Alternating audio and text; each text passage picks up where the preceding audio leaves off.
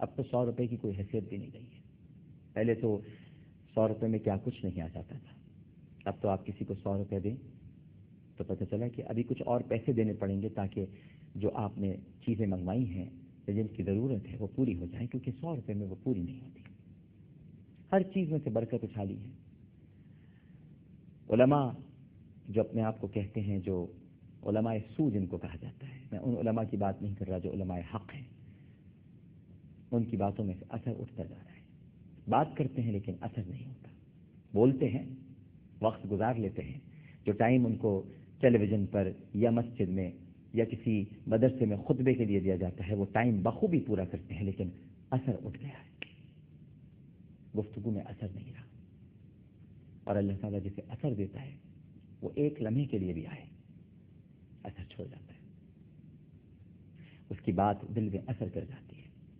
جو اللہ والے ہوتے ہیں انہیں بہت زیادہ دیر تک خطاب کرنے کی ضرورت نہیں ہوتی. ان کے ایک جملے کے اندر ہی بہت کچھ کافی ہوتا ہے. اس لیے کہ وہ امتی ہیں رسول اللہ صلی اللہ علیہ وآلہ وسلم کے، اور سرکار جوامع الکلم ہے. مختصر بات میں پوری کائنات ارشاد فرما دیتے ہیں. یہی ان کے غلاموں کا حال ہے، یہی ان کے چاہنے والوں کا حال ہے، یہی ان کے صحابہ کرام رضوان اللہ تعالی علیہم اجمعین کا طریقہ ہے.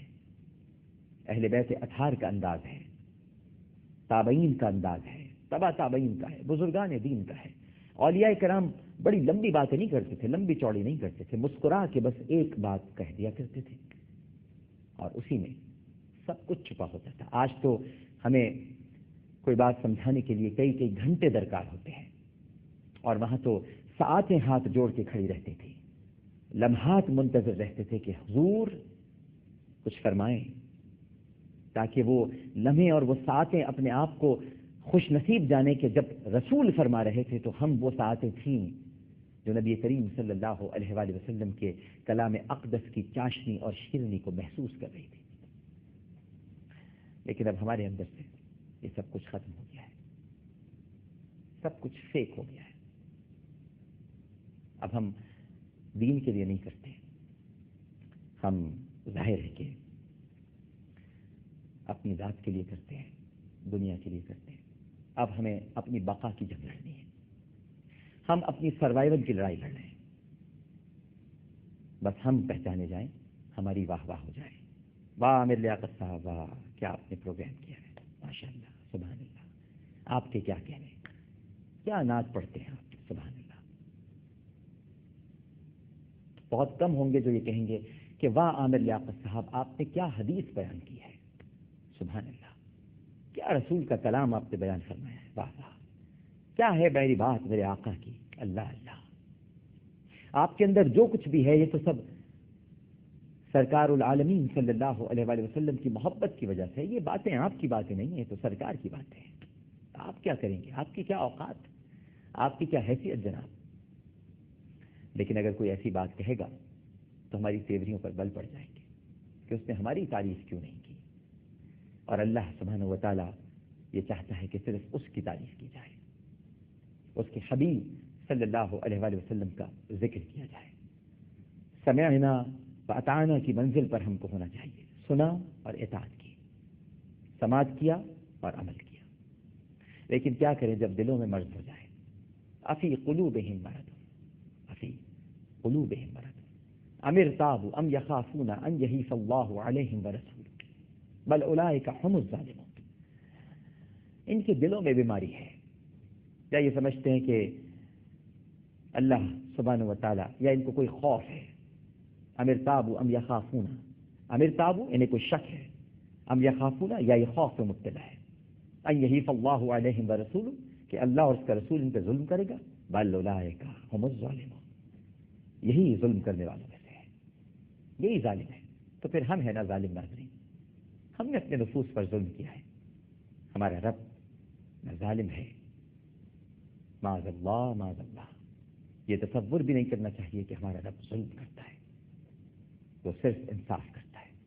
اور شکر کیجئے کہ اس نے اپنے فضل کو انصاف کے ساتھ متصل کر رکھا ہے، کیونکہ اگر اس نے صرف انصاف کیا تو نہ میں نہ آپ ہم میں سے کوئی ایسا نہیں کہ جسے جہنم کا در نہ دیکھنا پڑے. اس نے اپنے انصاف کو اپنے فضل کے ساتھ متصل کر دیا، جوڑ دیا. اب جو کچھ ہونا ہے اس کے فضل سے ہونا ہے. اور فرما دیا اس نے کہ میری رحمت میرے غضب پر غالب ہے. اتنا پیارا کریم، اتنا عظیم میرا پروردگار، کیوں بھولے بیٹھے ہو اسے؟ کہاں نکل گئے بھائی تم لوگ؟ کہاں چلے گئے پروردگار کو چھوڑ کے؟ کیوں دنیا کے انسانوں کو اپنا حاجت روا بنا لیا؟ کیوں لوگوں سے مانگتے ہو، طلب کرتے ہو؟ اس کی کریمی دکھائی کیوں نہیں دیتی؟ کیوں نہیں اپنی اصلاح کرتے؟ کیوں اس کی رحمت تمہیں نظر نہیں آتی؟ کیوں اس کا پیار تمہیں دکھائی نہیں دیتا؟ تمہاری آنکھوں پہ کون سے پردے پڑ رہے ہیں؟ کدھر گم ہو گئے ہو؟ کن راہوں میں بھٹک گئے ہو؟